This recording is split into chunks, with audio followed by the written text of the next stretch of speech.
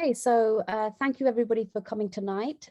It's myself, Dr. Javeria Shah, in conversation with Rafia Zakaria, who is the author of Against White Feminism.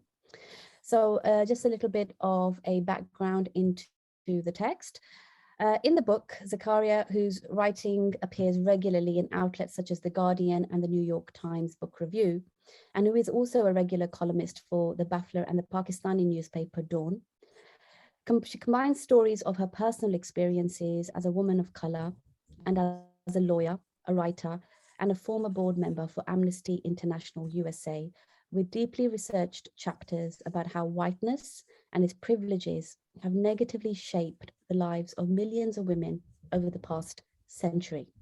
As Zakaria notes in her introduction to the book, one doesn't have to be a white woman to be a white feminist.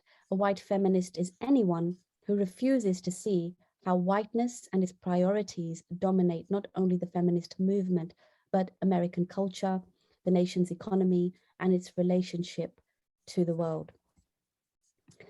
So, wow, Rafia, that's quite the statement. I love that. I'd love to know a little bit about you before I move into the first question. So could you just share a little bit about you in terms of your background and anything that you want to share in terms of anything you think we should know about you just as a person behind the book? Well, I'm very outspoken, but I'm also a twin, so I have a twin brother, and I did all the talking for us. So you can see that this started early. But I'm a lawyer, I'm a political theorist, I'm a writer. I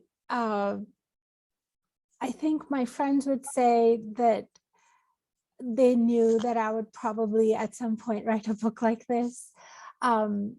I would say I never thought I would write a book like this, or let me correct. I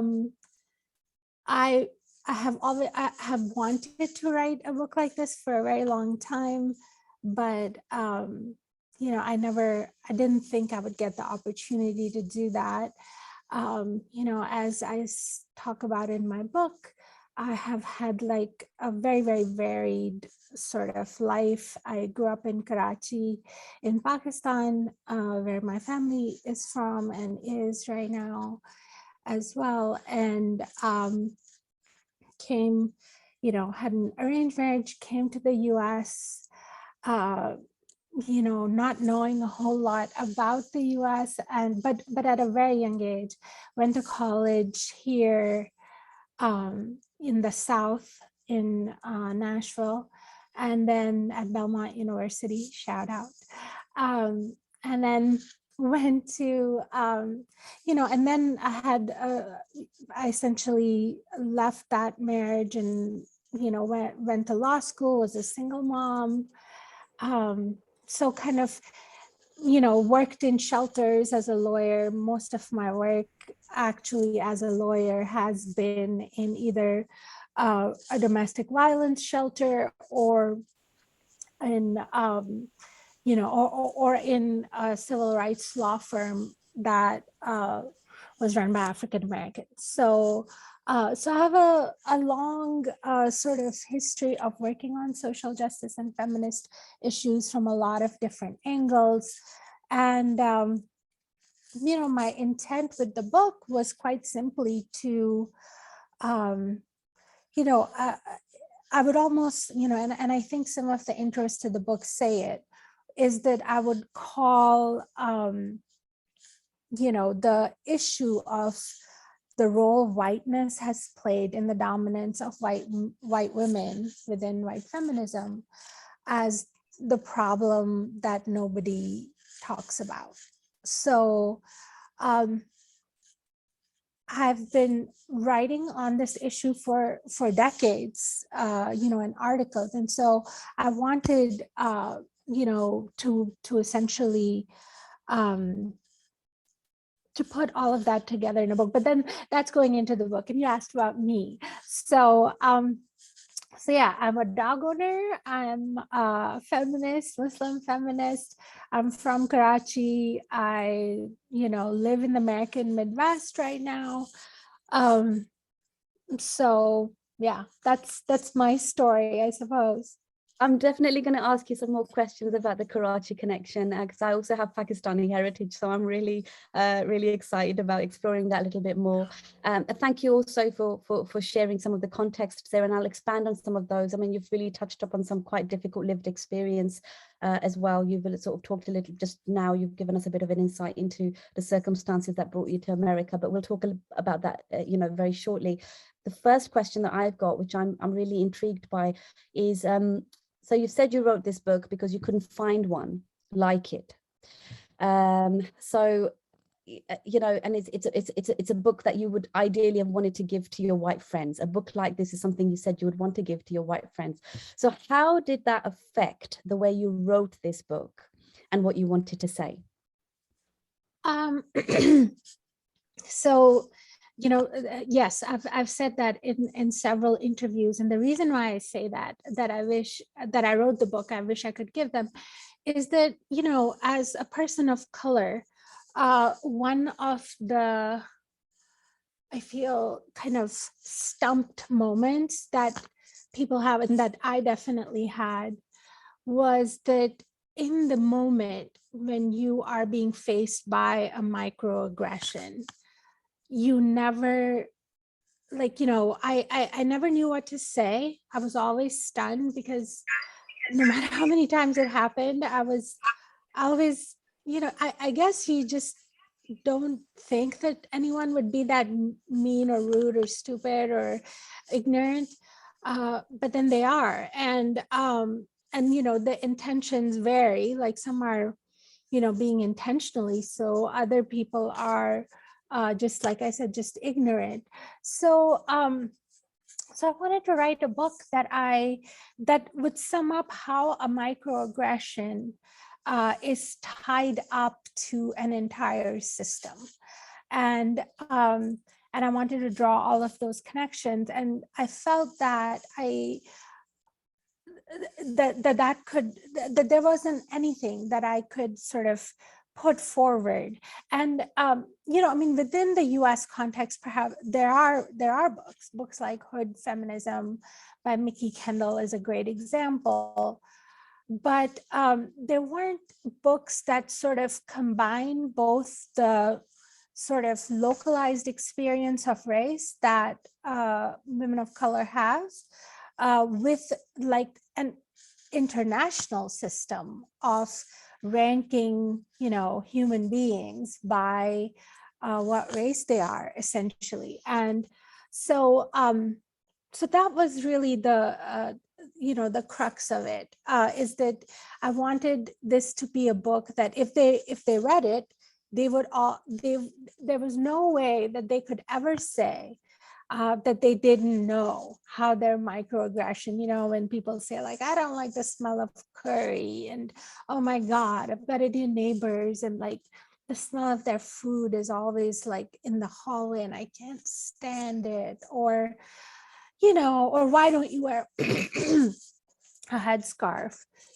because authentic Muslim women all wear a headscarf. Like all of these kinds of things that are very or even as the book begins, right? You're at this there's a lack of awareness of how much racial privilege inflects everything else. And so, yeah, I wanted a book that if you read it, no one would ever say that, oh, I don't know what you're talking about. I absolutely agree with you. I mean, the book really resonated with me. As I was sharing before, I finished reading it 2 weeks ago. And from the moment I picked it up, I felt like for the first time, I felt seen. I felt that there was a narrative out there, which I felt I'd almost been gaslighted out of. And I felt that suddenly there was that was being articulated, and it's so beautifully and eloquently articulated. It's such a good book. So but the gaslighted bit, yeah. I'm so glad you mentioned that word, because like, yes, that's exact, because I felt that way all the time, and I felt like there's like this mass gaslighting of women of color that was underway, and not always with a malignant intent. But nevertheless, a mass gaslighting. And I wanted, in that sense, I mean, for white women, I wanted for them to understand how this was connected to and like a whole systemic, devaluation of women of color. And for brown and Black women and Asian women, I definitely wanted to tell them it's not just you. Seriously, it's not just you. Stop feeling like you're imagining this, or making or letting other people make you feel like you're imagining this. Absolutely. No, it is very validating if you're a woman of color, and especially if you're navigating a Western diaspora, it's very validating. So you mentioned, I'm going to go into some more deeper questioning in a moment, but I'm just curious, because before, when you were giving an introduction into yourself, you mentioned you classified yourself as a Muslim feminist. It's a classification I've also used to describe myself, but I would just love to unpack that a little bit more, because obviously if white feminism is the status quo by which we must measure ourselves, then it explains why you have counter narratives such as Black feminism. You've mentioned Muslim feminism. I'm just curious to know what that looks like, how it's that different to the global North white feminism. Yeah, that's a big question. Sorry. But Muslim feminist, I mean, I'll be really honest. The reason why I use the word Muslim is, of course, the way I individually practice my faith is very different. And, it's different from the way it's practiced by millions, billions of other people. Yeah. And I do believe in a sort of subjective sort of relation, that our relationship with faith is subjective. So I don't mean that in an organizational sense, or in the sense that I'm an expert on Muslim feminism. I mean that simply in the sense that, I'm a believing Muslim and I practice, and so obviously my understanding, I mean, everything you believe in inflects your understanding of everything else. So, if you identify as a Muslim, however, I mean, imperfect, or, whatever your faith is like, obviously I acknowledge my imperfections. But, so I mean it also in a spiritual sense, in the sense of like spiritual solace, a sense of hope in the world, and faith in other people. That for me originates, I mean, in my faith. So that's one aspect of it. But I accompany that with the concomitant acknowledgement that included in that is my belief in justice for every human being upon this earth, and in a belief in human dignity, regardless of who you are, what you profess. So that's what I mean on one end. Of course, a feminist, right? I mean, traditionally, and I'm sorry. 1 second, sorry. I'm going to make sure that everybody's muted.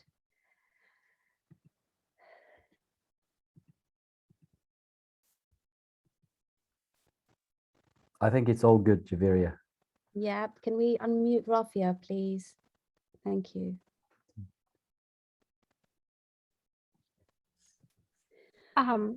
Sorry about that, Rafia. Oh, no problem. In fact, my political philosophy research work was done on this idea of, when you say a Muslim feminist, are you prioritizing Muslim? Are you prioritizing feminist? Which one wins? So obviously, and maybe that's because I'm a lawyer, I, believe in justice, and I believe in my faith in the sense that it advocates justice for everybody. And so, I think those sorts of questions of, prioritizing this or that, really misunderstand human identity, feminist identity, female identity, in all of those. So I'm not saying it in that way, to go in that direction that, oh, let's have that debate. But yeah, I mean, I am a Muslim feminist. That doesn't mean that I sort of follow some kind of essentialized faith as it might be written somewhere. It's so yeah, I mean, I say it because I want to be intelligible to other people. I want them to understand, at least in some rudimentary way, the background that I'm coming from. And that, I mean, that really does resonate with the messages that you sort of convey in the book when you talk about context, broader context around women's emancipation, how we're often using, the white gaze, or we're using the Eurocentric lens.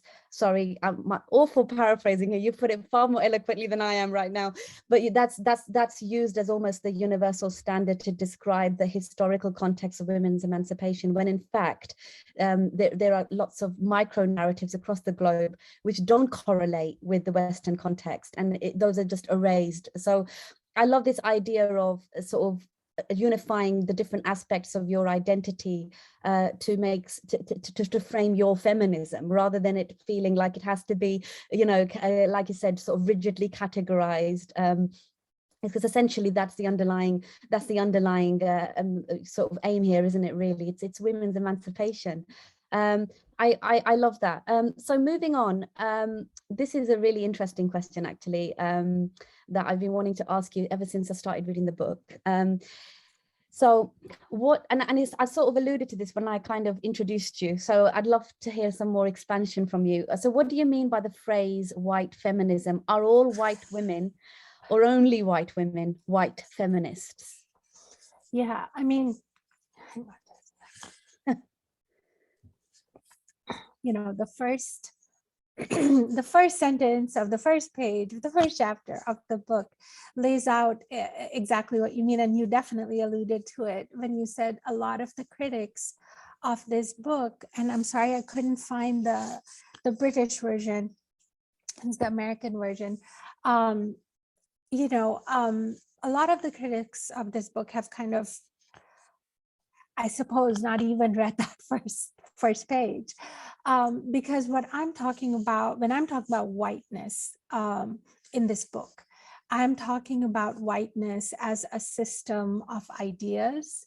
I'm talking about a system of ideas that upholds white racial privilege, that centers white people, that makes their policy priorities, their politics, their agendas, their cultural beliefs, et cetera, and puts those at the center of feminism, and which is unwilling to engage in the sort of self-reflection and analysis of systemic practices such that whiteness can be excised from feminism.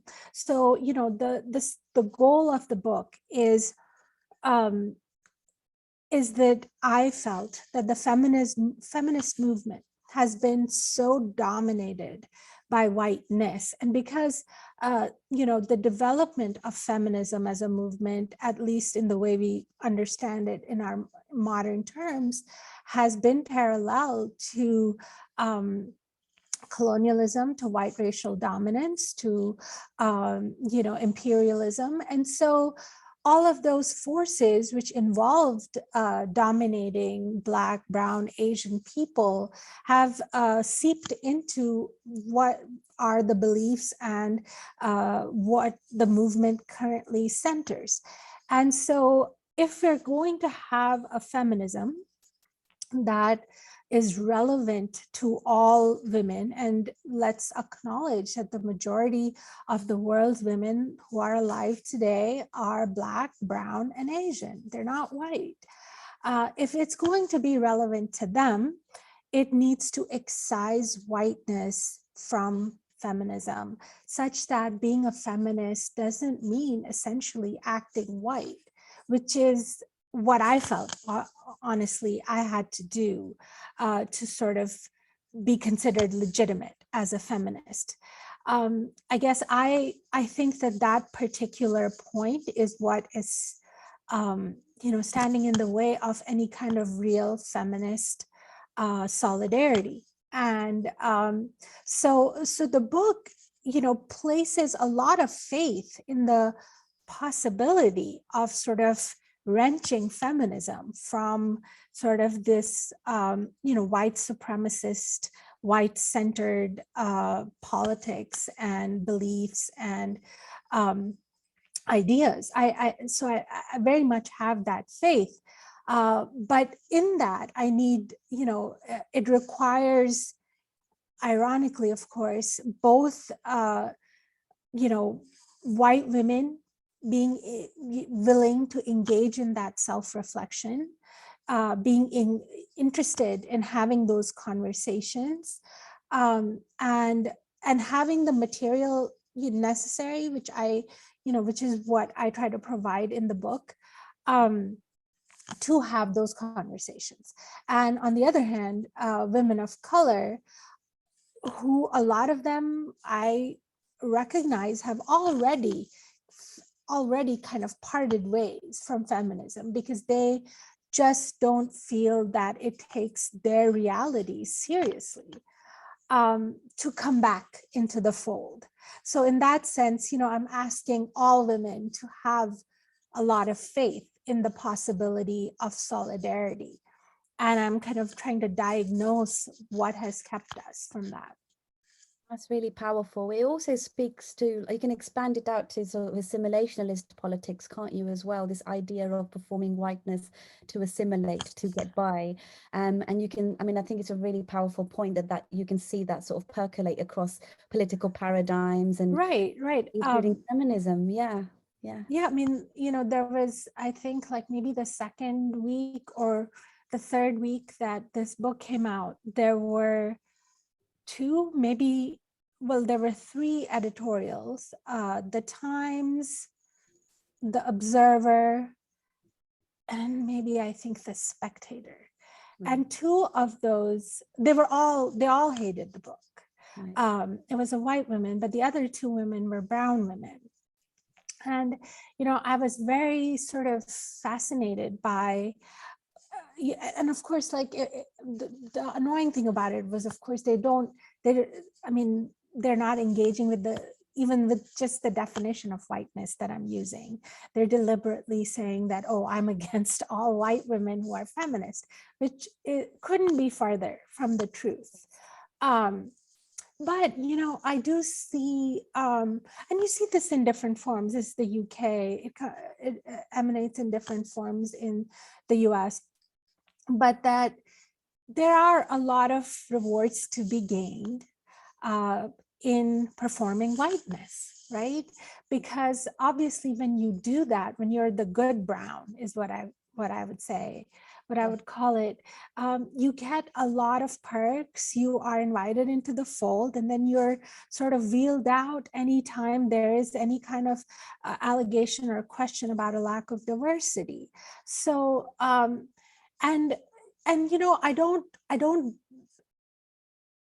I pity some of those women who wrote those editorials, right? Because their performance of whiteness, well, let me say what,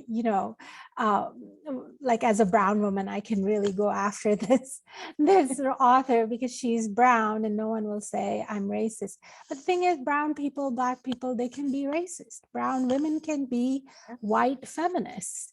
Black women can be white feminists, because what I'm saying is about upholding a certain racial privilege that accrues mainly to white women, but that can also accrue to brown women who are very interested and invested in performing whiteness, and who get a lot of payback for that. Like they get a lot of perks for that. So, when I said, for instance, I was on the day the book came out, I was on BBC Women's Hour, and I forget the name of that host. It's that she hates she hates brown women, at least brown women that disagree with her. Like, you know, if I was talking about how bad Pakistani culture is, I think I'd get the whole hour over there. But, you know, she asked me, what do you think of Priti Patel?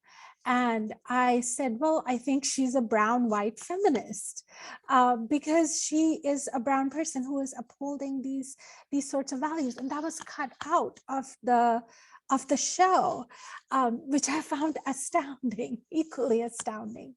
But that's what I mean, is that, you know, that is why I'm using the definition of whiteness that I'm using, is because, you know, it's, you know, naturally the people who uphold it the most would be, you know, older, especially, but any white women. But there are plenty of others who are willing to do that job. And it's, you know, it's not just in multiracial contexts in the West. I mean, the book also talks about a whole class of sort of, you know, middle women that exist in, I mean, I'll give the South Asia example, that are willing to sort of, within the context of international development or international organizations, they're willing to take policies that are devised entirely by white women and white men, and, you know, like enforcing them or implementing them rather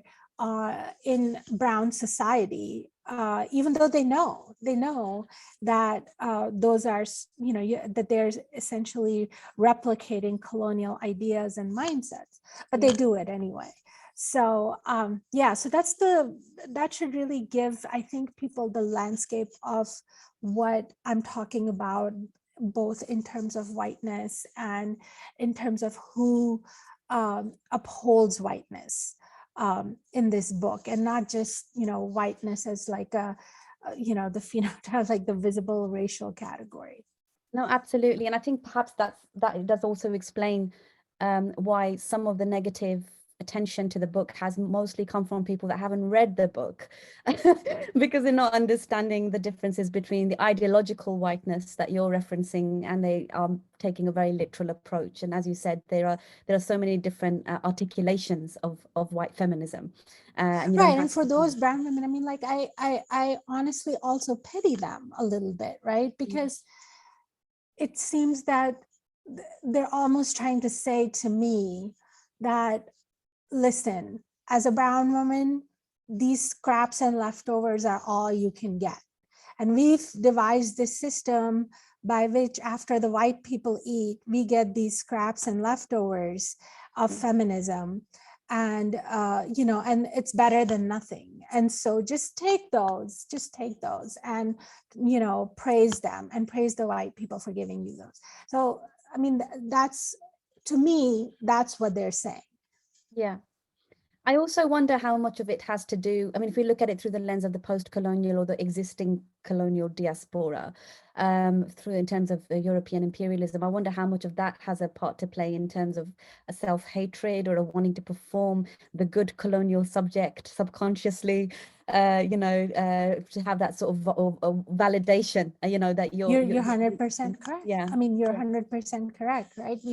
This system was built over hundreds of years. The British were in India or South Asia, ruled South Asia much longer than either India or Pakistan have existed. Yeah. So, you know, so these sorts of social systems that are used to kind of pretend that Enlightenment epistemology, but you know, but like literacy and opened up the world to brown and black people. I mean, it's just false, right? Because there was a whole campaign of like destroying history and epistemology prior to and replacing it. They had 200 years to do it. You know, we're not even halfway to that, and over 200 years actually. We're not even halfway to that mark. So those systems are in place. It's very easy to activate them.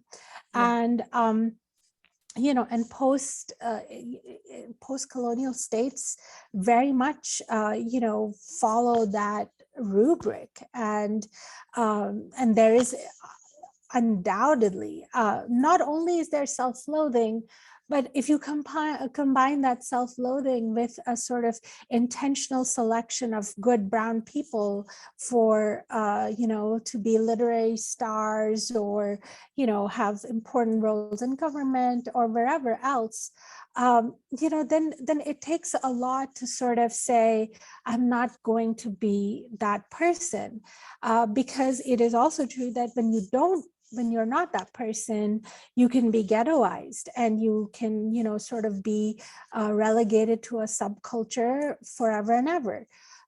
So these are difficult things for the individual person, woman of color, to navigate. And I also realize that not all of them can say all of these things openly, right? Which is why, when you were talking earlier, I said that I don't mind saying this because I want it to be a conversation starter, so that, if a brown woman doesn't want to stand up on the table at the board meeting and let everybody know that she's there and she doesn't agree with them, maybe it's less combative or less, first of all, she can feel encouraged because she realizes that she's not being gaslighted. And then second, she can tweak this book or these arguments, or forget the book, have these arguments on hand when these particular aspects of her belief, whether it's international development or whether, why you don't like the war in Afghanistan and why you don't support it, or any number, I go through a lot of different sort of arenas in which these questions come up. And so she would have these arguments on hand, to use when she might be confronted with those situations. Oh, it's fascinating. It really is. And I'm just from when you were talking just now, Rafia, it made me think of the Aurat marches in Pakistan and that movement that's emerging at the moment, well, has been in recent years. I was just wondering what your thoughts were on that in the context of this praxis. Just interested in your thoughts and unpacking it a little bit. Yeah, I have lots of thoughts on it. But no, I know that at least the Aurat March in Karachi, I was actually just speaking, was on a Twitter space with them, and they were talking about what they have accomplished in 5 years. And it was so heartening to see that. I would liken what's happening in, at least in Pakistan, I don't know of all countries, I would draw a parallel between them and between what, I would draw essentially from the civil rights movement, right? So in Pakistan, and of course, the task is not complete. It's never complete. We just had a anti-sexual harassment law passed. We've had anti-honor killing bills passed. We've had a spate of legislation that is trying to protect women, or at least presenting some kind of a state commitment in the loose legislative sense, right? Obviously the Pakistani, whether it implements these things, that's a separate question, but those changes are happening. The Aurat marches had to start because even though the legal changes are occurring, what you're looking for, if you're any oppressed group, whether you're people of color in the US, in the UK, or you are women in Pakistan, is it's legal change can't do it all, right? Because that's one small aspect of it, a very crucial aspect of it, but it's not it's not the sum total. And what we are oppressed people are looking for is social transformation, moral transformation, right? So that shame is attached to different practices where, if shame is attached to being a sexual harasser, shame is attached to being someone who rapes his wife, on and on. So, and that transformation requires, among other things, organizing at a social level, having visible occupation of space, like the Aurat March, and all of those things. And that is, it's the lesson of critical race theory in the US as well, right? Is that what critical race theorists realized was that the Civil Rights Act, and Title VII and all the other laws that have been passed to prevent discrimination in the United States were not enough.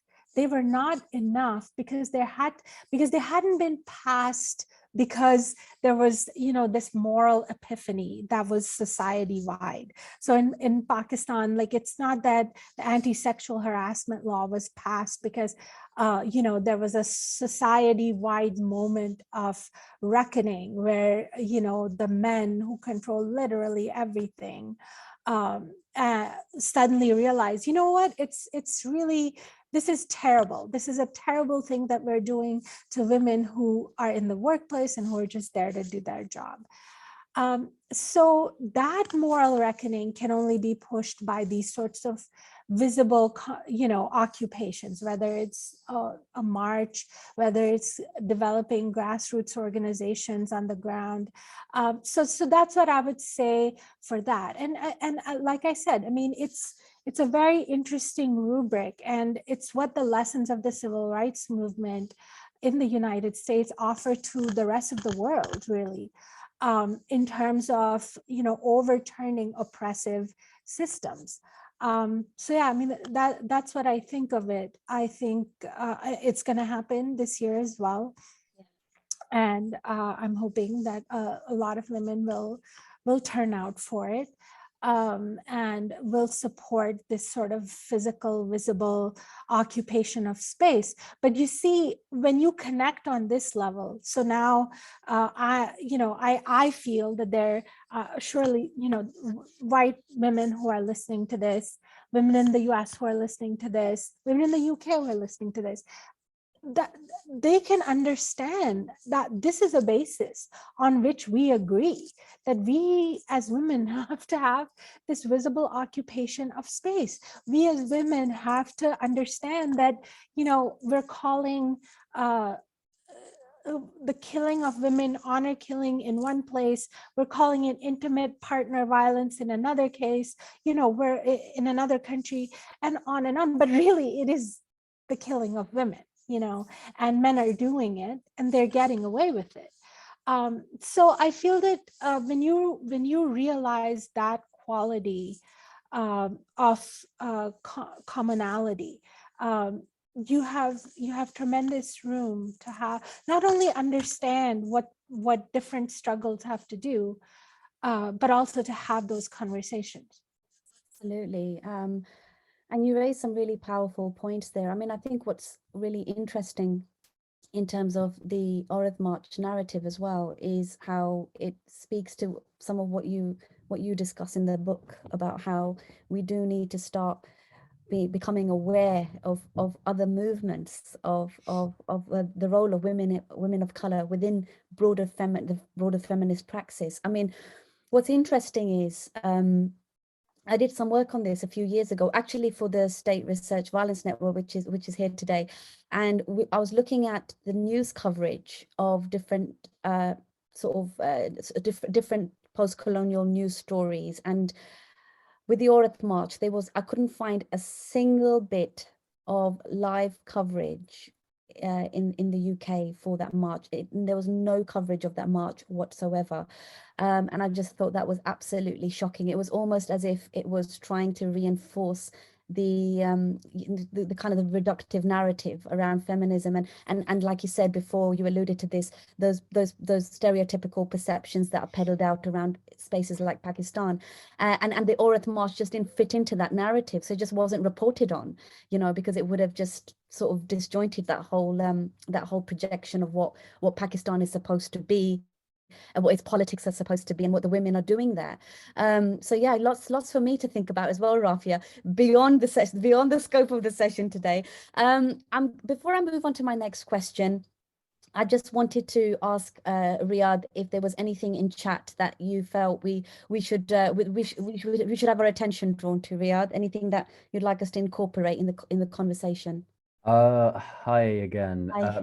Lots of comments and reflections, I would say, people sharing different resources and Can information. I just wanted to add really quick, Riyadh, is of course, I'll try to answer as many as I can, but if you could preserve the chat and the questions in it for me in a document, I'd be so grateful, because that helps me think of, you know, things that I might not have addressed or that I want to write about, etc. But go ahead. That's also very generous of you, Rafia. Thank you. Thank you, Rafia. Yeah, as I said, there are reflections and comments rather than questions. So if you're happy with the reflections, I can just go ahead with a couple. If we could hear a couple, I mean, Rafia will have access to them after, and I will as well. And you know, we really appreciate the interaction from everybody here today. Thank you so much for engaging as you are. But yeah, maybe a couple of reflections would be good, Riyadh, if that's okay. Yeah, no worries. There is a comment from Stefan who said, nobody is monolithic, so perspectives will change individually too, should be a starting point. Though whiteness is seen as a default, which also ties in with the monolith, doesn't it? Obviously, shouldn't be seen as a default, but should be interrogated before that is accepted. Another reflection from Bali, faith has always been contentious with white feminism, hence the need to unpack a personal, subjective way of faith and spiritual practice. Solidarity from a Sikh feminist here. Oh, thank you, Bali. So that's lovely reflection. Yeah, these are like some of the key reflections, but I'm keeping an eye on the chat. Well, I'm sure, Rafia, you'll agree, very excited about looking through those later on. Yeah, I know. I'm very grateful for them. So my next question, I should give everybody a bit of a content warning with this question because it references domestic abuse. So I'm just letting you know that that's the framing of this question. So Rafia, you're very generous, and there's a risking of trust here as well in allowing me to ask you this question. So I really do appreciate it. So here goes. You came to the US through an arranged marriage and later had to flee your abusive husband with your young daughter in tow. You've experienced living in shelters and being treated in some rather shocking ways by white people who have no idea that their behavior is harmful. How did these experiences inform how you wrote the book? I would start with the thing that perhaps was foremost in my mind, and that was that you know, I obviously had to be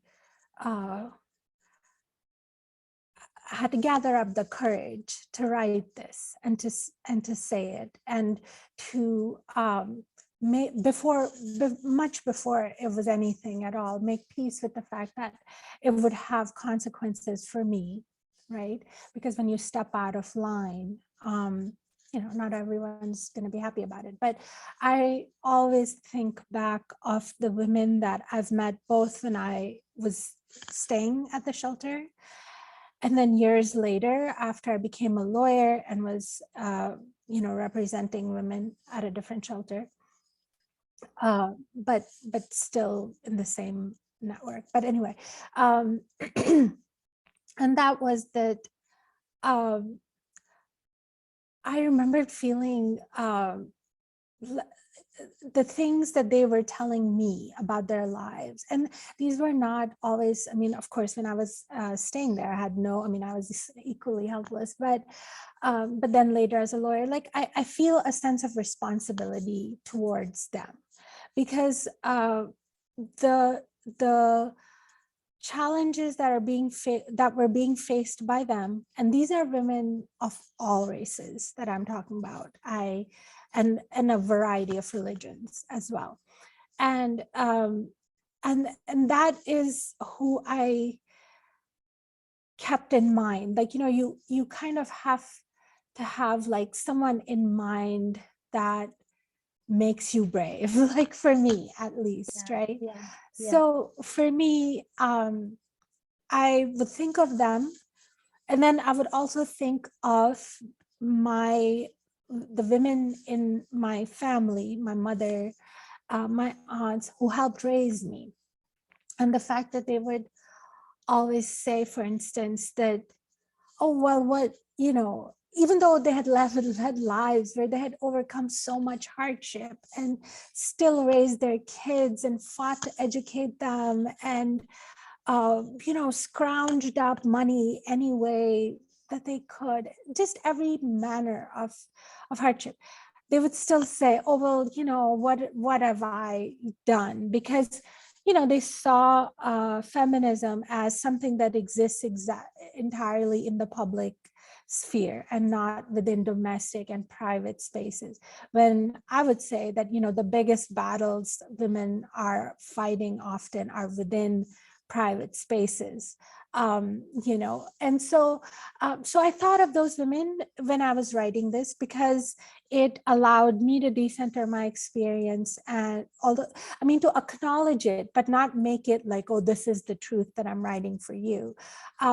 I just wanted those perspectives to become to have a way of giving them a platform, because, you know, the challenges that you face when you're a Turkish immigrant, for instance, who walks into a shelter and your child is still holding like their school project, which is half done, and, you know, has to be turned in the next day, but now you had to leave because of your abuser.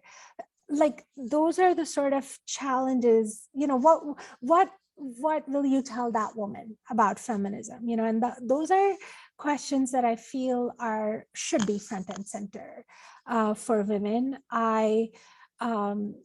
You know, I struggled a lot, and it took me, I mean, if I hadn't had the life I had, you know, I mean, I could never write this book, but I could also not write this book because it it takes a tremendous lot to build yourself up from that. And then once I did it, I felt that, okay, you know, now I can say these things, and I have to say them because I never hear them, and I wish I did when I was in you know, when I was in this situation. I wish I hadn't, you know, felt like, you know, I mean, for instance, like in law school, I was a single mom, I was brown, you know, and like I had to do all kinds of acrobatics. Say if I had to, some professor held a study session at 8 o'clock at night, you know, which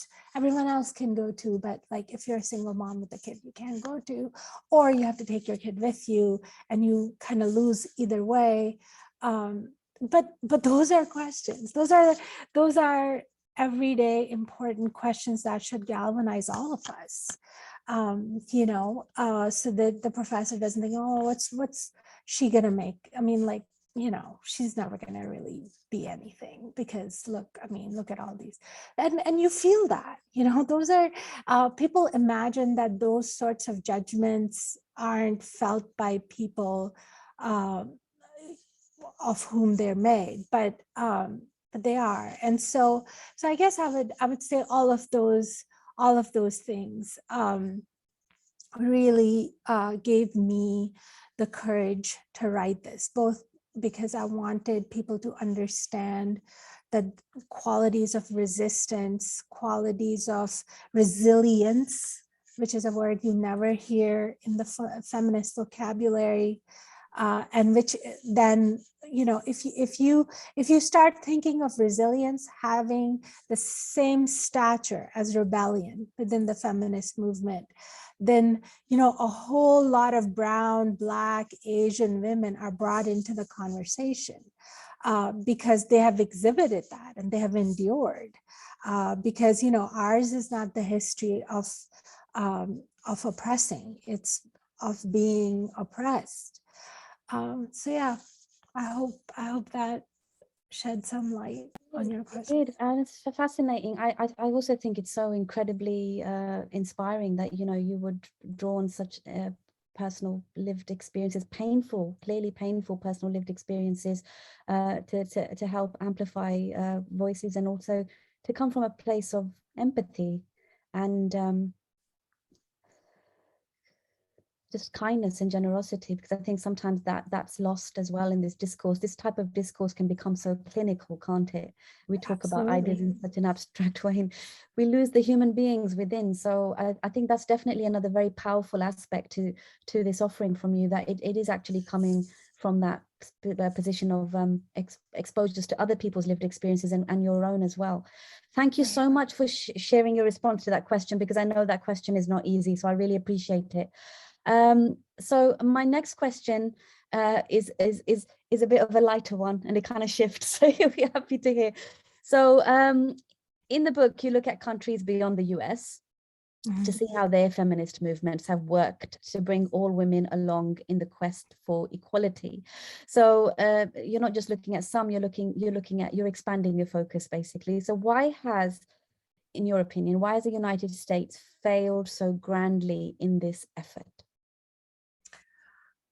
Well, I mean, the looming failure right now of American feminism is that it tried to, or that American feminists belonging to certain sort of organizational institutions signed up essentially to endorse feminism by war, right? So, I mean, specifically, I'll tell the very short story of, in the late 1990s, an organization called Feminist Majority in the United States, which, led by Gloria Steinem. It wasn't led by her, but she was, one of the forces behind it. They were running a campaign that, to free Afghan women from the whale. Right? That was their campaign. The Taliban were ruling Afghanistan at that time in the late 90s.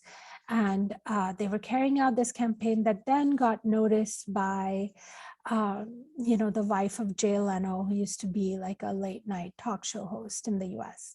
And she had a big Hollywood fundraiser for her friends, Meryl Streep and Susan Sarandon and all of them. So this cause essentially erupted, right, when it came to Hollywood, and saving Afghan women became like this celebrity cause. Mm-hmm. And then 9/11 happens in 2001. And the Bush administration, which is on the other side of the political spectrum as Feminist Majority, essentially needs an argument, or it needs, a good reason to sell the war to the American people, right? Because Afghanistan is not where the hijackers were from. They're all from Saudi Arabia. But so there has to be, like, the cover story. And they essentially called on Feminist Majority. Feminist Majority leaders met with the White House officials, and they kind of co-opted the program. And and then what you have, like, so literally these meetings are happening in September of 2001, and then what you have is like feminist majority essentially goes, the US essentially says, okay, we're going to invade Afghanistan. And on that very day, when Colin Powell made that announcement that the US is going to invade Afghanistan, feminist majority leaders were actually present at the State Department and the White House. So, and then, I mean, and these statements have now been removed from their website, but they also endorsed the war. Gloria Steinem said that as we support taking democracy to Afghan women, which will then free them. Of course, Laura Bush said that we're fighting this whole war is to liberate Afghan women. Point being is that American feminism allied itself with American state interests, such that, for instance, in Vietnam, it had been a check on state interests and a check on the way the US government was behaving in Vietnam. But now in Afghanistan, they became cheerleaders of what was a strategic war of revenge, because Afghanistan had given, had allowed Osama bin Laden to stay. So, that began a sadly 2-decade-long era of believing that you can sort of, bomb one village and then say later, okay, well, we'll build you a girls' school, right? And this is not one village. This happened for hundreds and hundreds of schools, to the point that even even as late as 2018, right? Forget the early part of the war, but even as late as 2018, USAID was put up their $400 million project to train Afghan women in, providing them jobs, give them job training. Now, even the name of this project and the ostensible reason that it was brought up is it shows you how, like, the most idiotic, like ignorant understanding of Afghanistan, because the majority of Afghan women, of course, live in rural areas. And if you're going to have a 400 million project to provide job training, I mean, the vast majority of them don't even have access to like clean drinking water or, a rudimentary health clinic, let alone like some office building where they can go, get job training. So this program, I mean, and this should also show you the corruption that's involved when, empowerment becomes a government project. USAID right now could only attest in 2019 to 4 women, 4, 1, 2, 3, 4, benefiting from this $400 million program. And they don't know where the rest of the money went. They have no idea, and they've never provided an answer, right?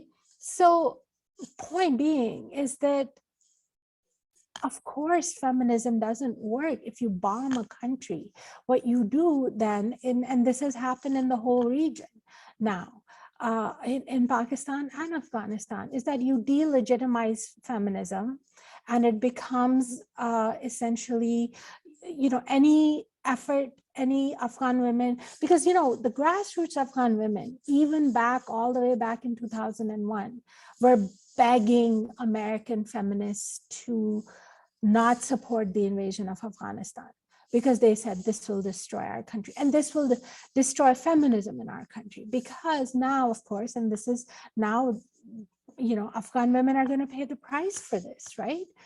Because they, any sort of effort that they make to organize around issues for empowerment or education, whatever feminist issue that they organize around, it will be considered, oh, you a former collaborator with the United States.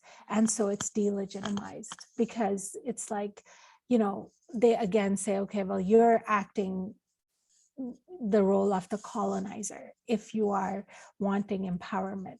So I think that, internationally speaking, that's, the US feminism has been sort of roundly delegitimized because of its, expansionist wars all over the world.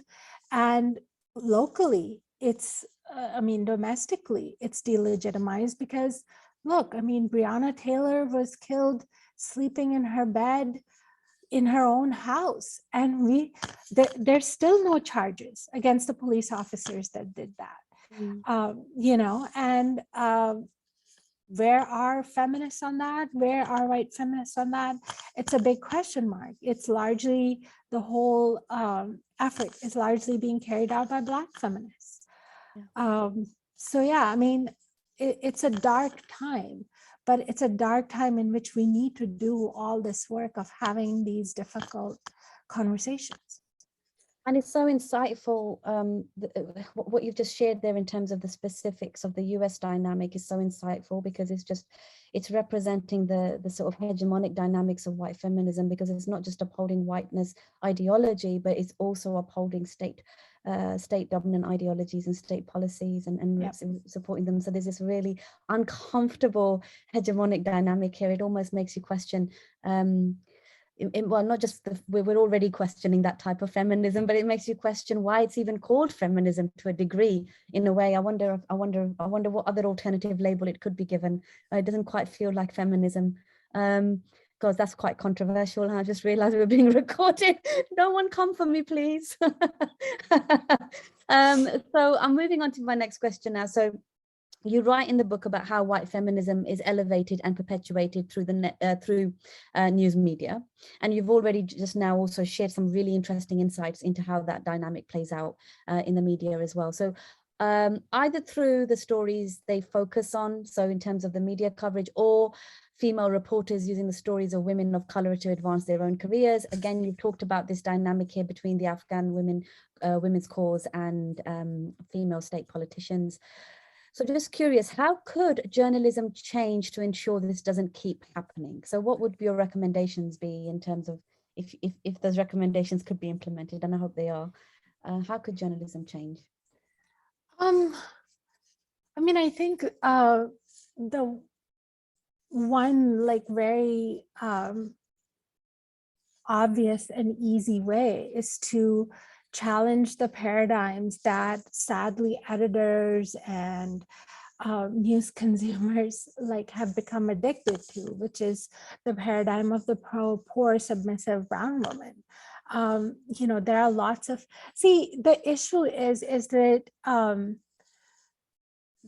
that when you have foreign correspondents who go and swoop down at some war-torn country and to extract this story and then put it on the page of the New York Times or Guardian or whatever else, that's always going to create these problems, right? Because as I point out in the book, the problem with white female journalists is that they are motivated by a careerist sort of calculus that really doesn't have anything to do with the women that they're actually writing about, right?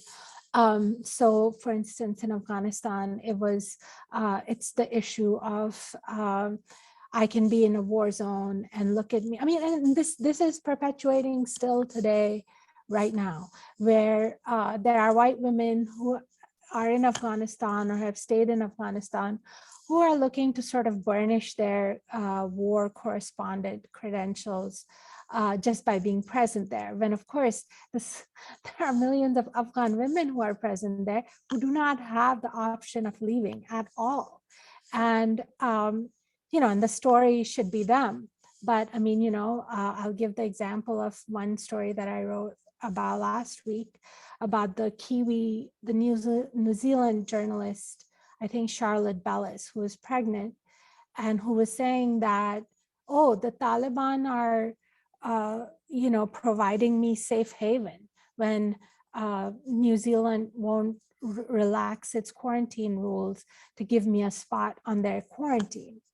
And this news was covered by The Guardian. It was covered by like at least 5 or 6 different news networks.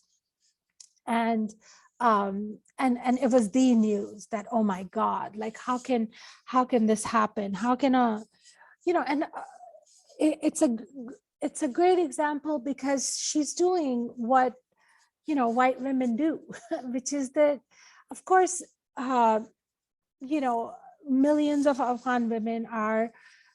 There's been a 47% drop in maternal, like in access to hospital births in Afghanistan. So like by half, right? But that's of course not the story. The story is this white woman, and how dare anyone deny her. And for that, she's even like congratulating the Taliban, which is such a it's so despicable. And the fact that any woman, it's fine, you don't want to call yourself a feminist, that's fine, but like any woman would ever consider saying something like that about the Taliban, that they're my saviors because they said, oh fine, you have an Afghan visa, you and your boyfriend can stay over here. It's so, I'm still I still have like a very upsetting reaction to it, because here are women just literally dying at the hands of the Taliban because they are unable to go and access giving birth in a hospital or with a midwife. And here you are, just because you want to be where you want to be, and you don't want to wait, and you don't want to. This woman was offered 2 evacuation flights from Afghanistan, but she didn't take them because at that point she was burnishing, her, like I said, war correspondent credentials. So these examples they happen all the time, but they have to be seen within this larger frame of how we sort of centralize white blonde womanhood to the detriment, and to ignore all the other women who should be the story. So it's an issue of journalistic ethics, I believe. Okay, and it also ties in with some of the broader conversations we've been having around those dynamics. And I know that you've referenced the relationship between, for example, capitalism and the patriarchy quite a few times as part of this broader macro dynamic as well. And I think the way that you've referenced some of those state dynamics in the United States is a really interesting. There's an interesting connection there between between the relationship between capitalism and the patriarchy, and how white feminism situates in that. I won't go into a detailed question on that because I'm actually quite curious to ask you a little bit around the what next, and then I'm going to open it up to Q&A. But if I have time, I will ask you about that.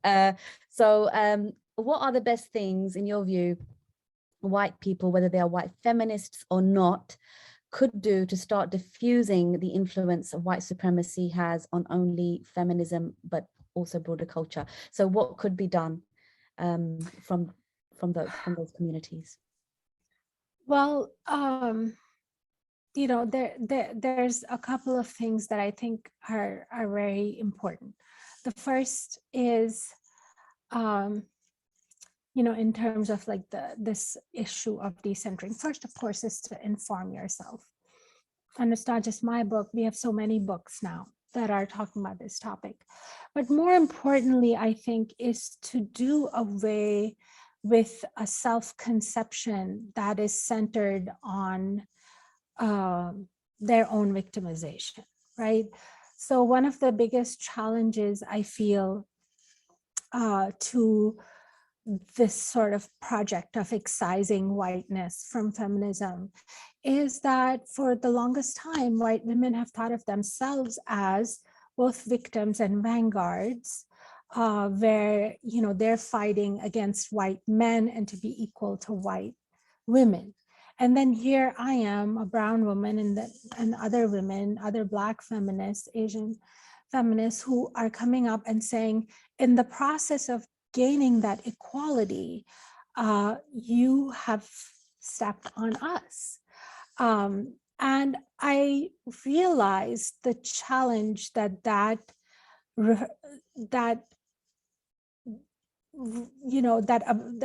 letting go of that self-conception involves, right? I understand that, because if you, like I said, if you talk with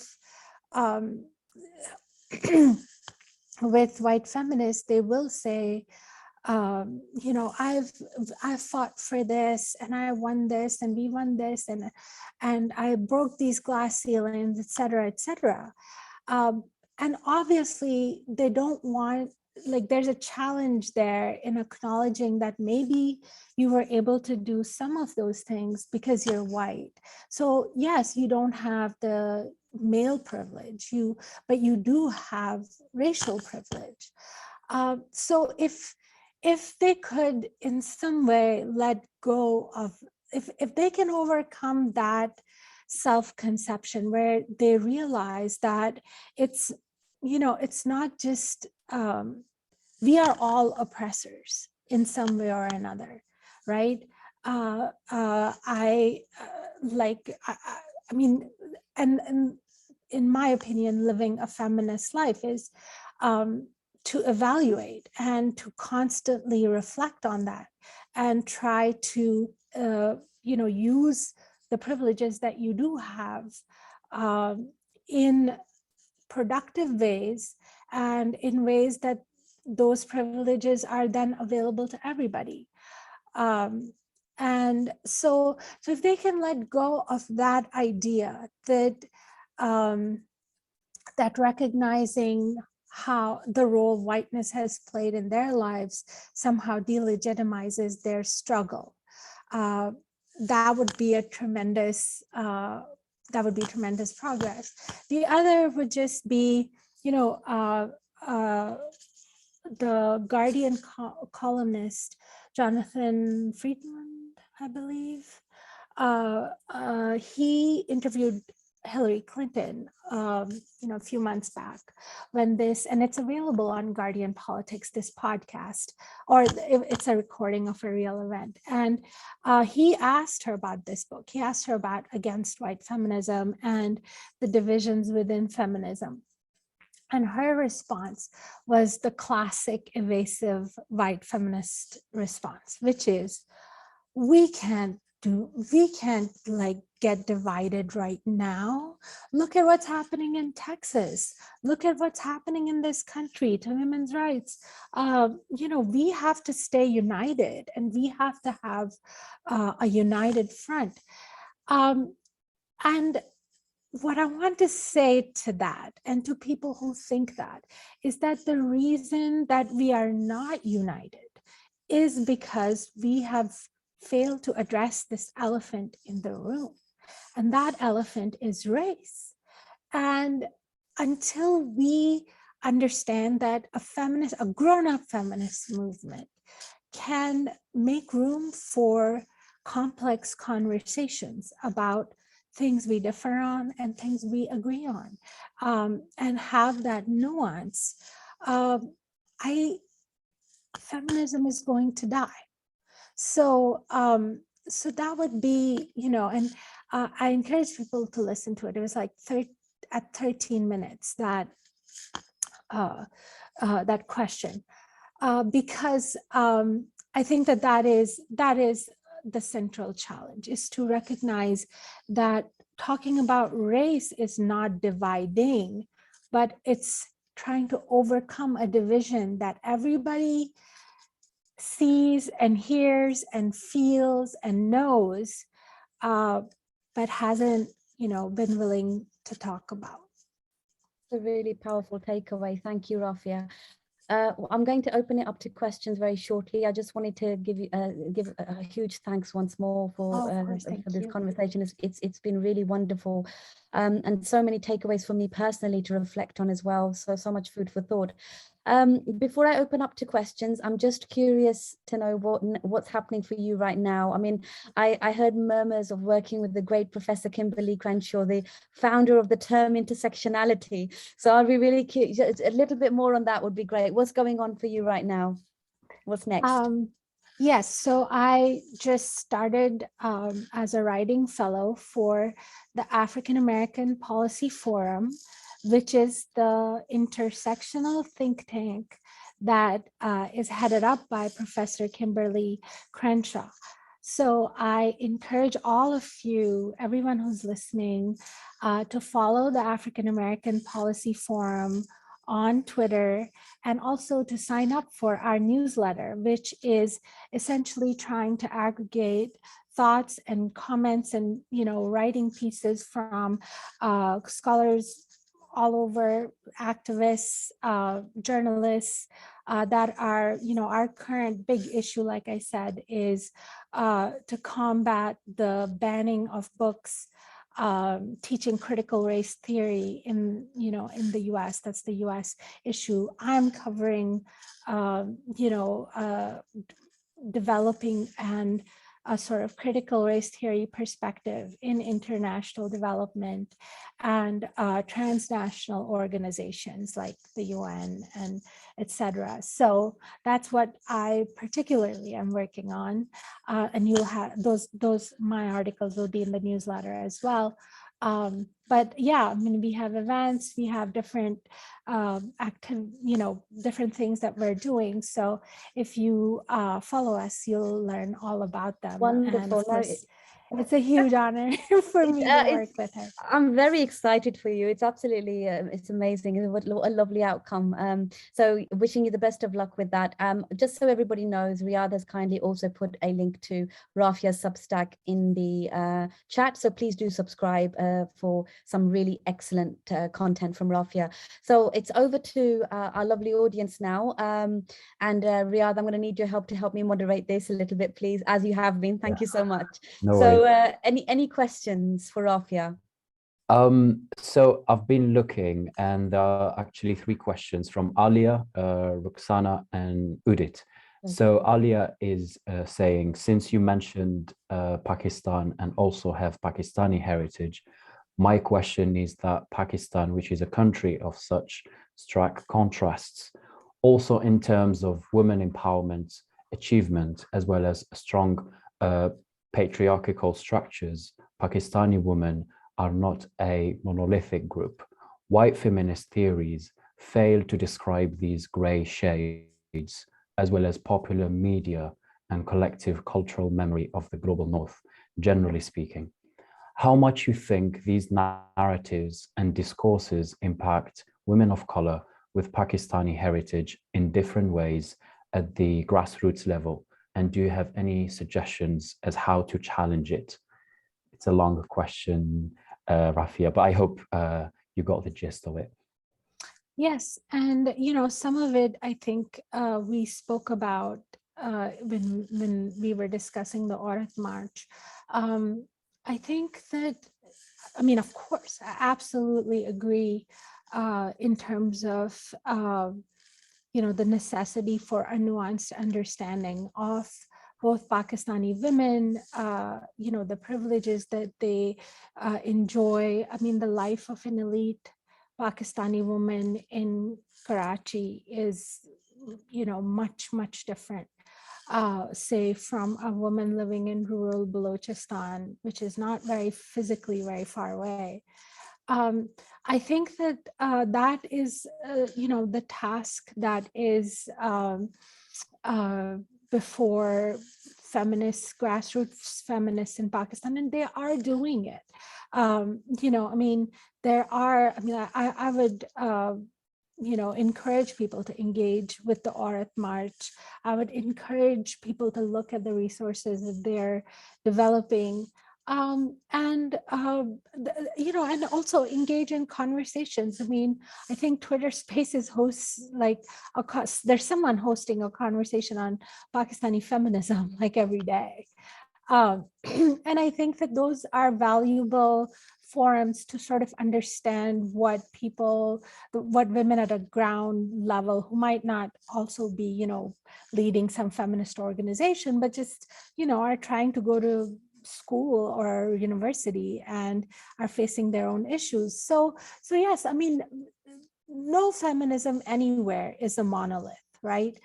But patriarchy everywhere is, oppressing women, and that is the commonality around which we can organize. And also, I mean, there are lessons to be learned from how other groups have navigated. Like, I mean, when I was talking about the Orth March, that's why I gave the example of looking at the ways in which anti-colonial struggles were organized in pre-partition India. Women were at the forefront of those struggles, right?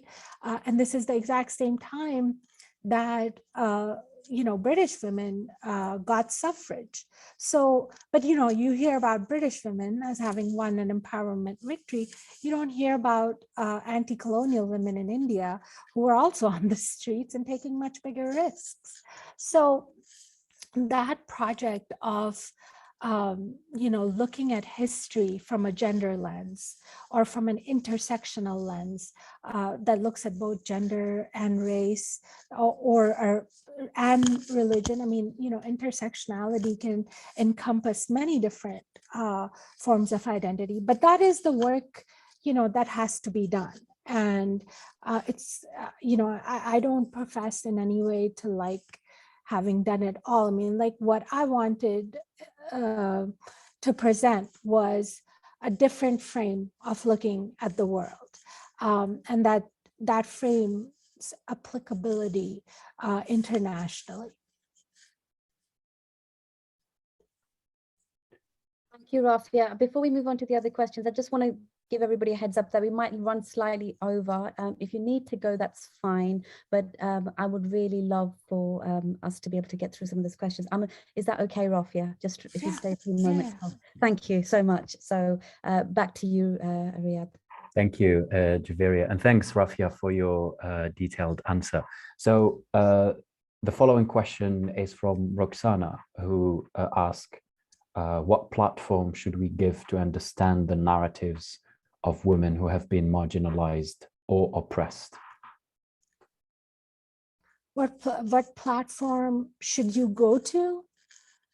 Or, I mean,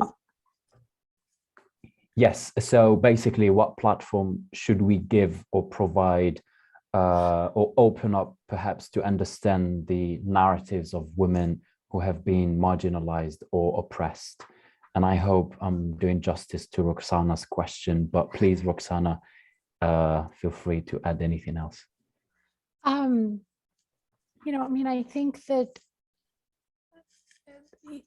there's numerous platforms. I mean, the biggest sort of absence or the biggest void, so to speak, that I see is in public discourse, in, who's writing the opinion columns, who's writing your features, and the news that you consume, whose voices are being heard on podcasts, what characters you see in literature, in film.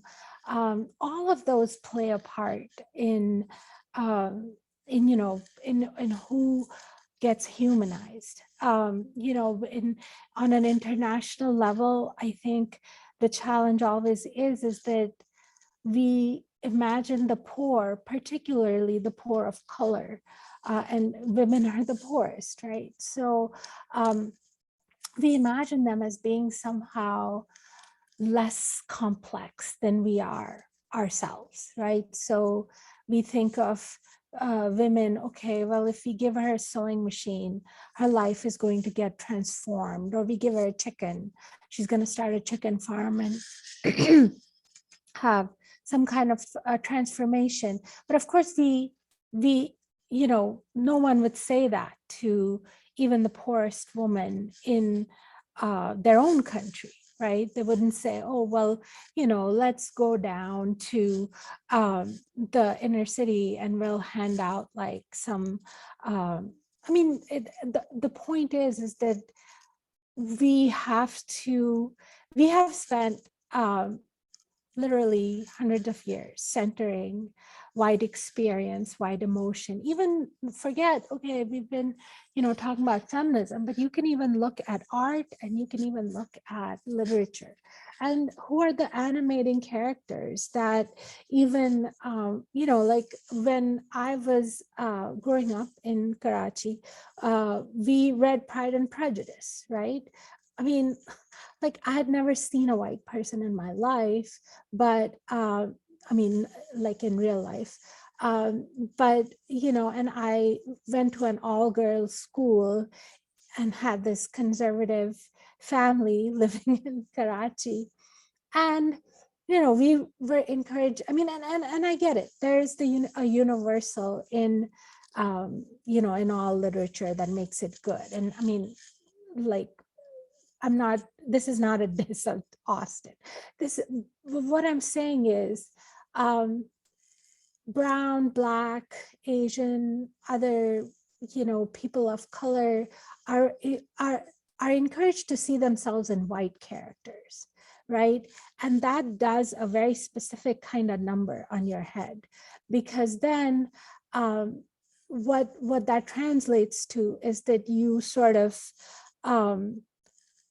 even as a person who is not white, start to encourage the centralization of white characters and white people, and their concerns and their complexities seem more real to you. So you're encouraged to see yourself within this oppressor.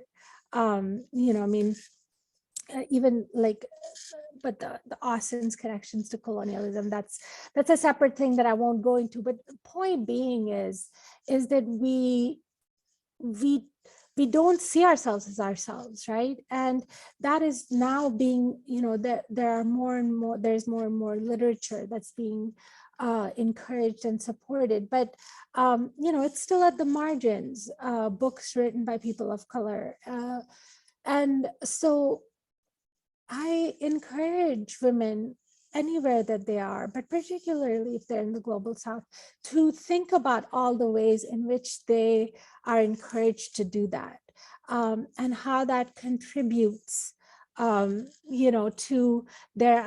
to an understanding of the world that takes, as you said, Riyadh, white as default for granted. There's so many forces that encourage us essentially to keep white as default and be okay with it wherever you are in the world. When you're a minority in a country of what, governed and where white people are the majority, you feel it in a very proximate kind of way, right? Because you're dealing with white people every day. But if you are in one of these post-colonial countries, you are still experiencing it in all these different forms of global culture that continue to propagate, sometimes very perniciously, that centering of whiteness. Thank you, Rafia, for this poignant response. So the next question is from our colleague Udit. Please, Udit, you're very welcome to ask your question, and I hope I did justice to your name. Thank you. Absolutely, absolutely. Salam alaikum, Rafia. And salam alaikum to you, Javeria, as well. Thank you so much for this conversation. So I'm based in England, and so in my experience as a person of color living in England, there is I find English politeness to be it's a rotten public health issue, something that like England is a fart stuck in a time capsule, and politeness just reeks everywhere. In the context of how it is weaponized by white feminists, now, so in the act of racialization, there is so any form of umbrage which is extended to the oppressor is automatically considered to be savage, and that's and when somebody in my position as a as a somebody who presents as a male and is a person of color, and a white feminist is challenged, the white feminist, so even though my point is, even if the point is accurate on feminist terms, my gender and the vehement monstrosity that comes with the image of being a angry brown man is weaponized. So like, even if it's like, yes, I'm trying to do the right thing in terms of respecting the fact that I have male privilege, and I would like to address this in the most respectful way possible. But my maleness and my brownness, when intertwined, end up becoming a very big problem, and then people just shut down because it's an angry brown man saying all of these things, even if they're perfect sense. मैं क्या करूं? क्या करूं? ये तो बहुत काफी complicated question है कि आप क्या करें, लेकिन देखें, the first issue, the about this is that different sort of racial stereotypes get deployed as silencing mechanisms in particularly in diverse societies. So I mean, it's taken forever in the US, for example, for white women to recognize, especially white conservative women, to see that I was looking at a Black feminist giving a speech yesterday, and she said it's taken them forever to realize that the only thing they've ever really done on the issue of race is to participate in getting Black men lynched for allegedly for baseless allegations of rape. This idea of the angry Black man, the angry brown man, and the fact that, I mean, and the means that are used to silence them take part in that sort of racial hierarchy, right? Which puts white men first, white women second, then, Black and brown men, and then, Black and brown women are the very last. So, I mean, it's almost like, I'll give you another example, right? The US dollar, I mean, currency isn't really used that much, but like I talk about in the book about Susan B. Anthony, which is one of the top white feminists or white suffragists in the United States, and she is on the dollar coin. It's the Susan B. Anthony dollar, it's called, right? Silver dollar. And the fact is that this same woman said that I would rather cut off my right arm than give the vote to a Black man. And despite that, she's on this coin. Despite these very overt racist beliefs, and she's celebrated every year for Women's History Month. But the reason I'm giving you that example is so that you can see that racism is excused when you can, somehow, when you're giving credit to a white person.